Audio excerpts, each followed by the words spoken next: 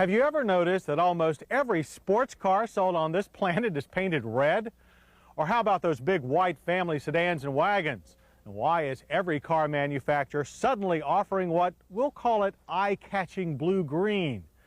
Besides covering vital subjects like safety and alternative fuels, our FYI reporter Lisa Barrow also finds the answers to seemingly trivial automotive questions like these.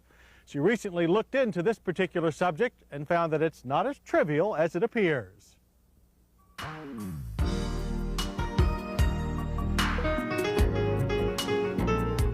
Color. We make decisions about it every day, from the clothes we wear to the cars we buy. And you might not know it, but fashion is part of a sophisticated process that determines what colors wind up on our cars. We go out and gather a lot of information over the course of the year to try to determine where colors are moving. We go to auto shows and boat shows and any other types of transportation shows that are appropriate. Then we also go to active sportswear shows, to the major contract and home furnishing shows around the United States to see what's happening in those markets. Companies like Ford Motor Company gather color information for their interiors and exteriors from other sources as well.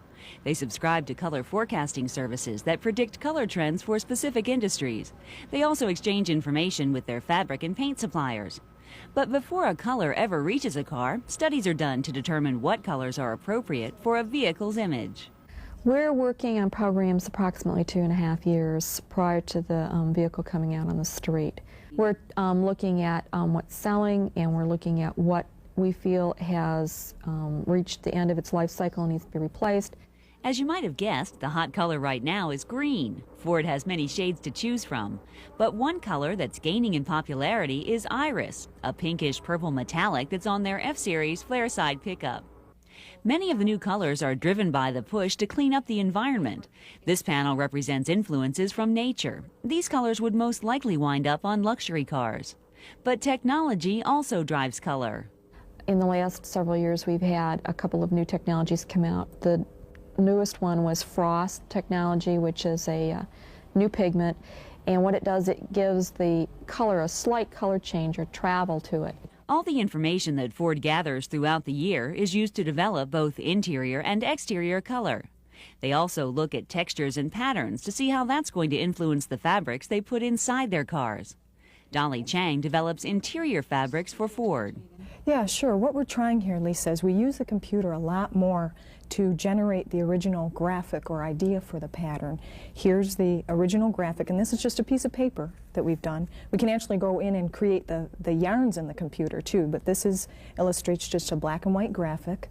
We can then go in and do different color schemes for that pattern. We can change the scale to the pattern.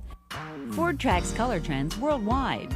Right now they're waiting to see what color choices consumers in the Eastern Bloc countries will make. Until now, those consumers haven't had much of a choice where color is concerned. But one thing is for certain, no matter how much the world changes, we'll always have the good old standards like white, blue, and red.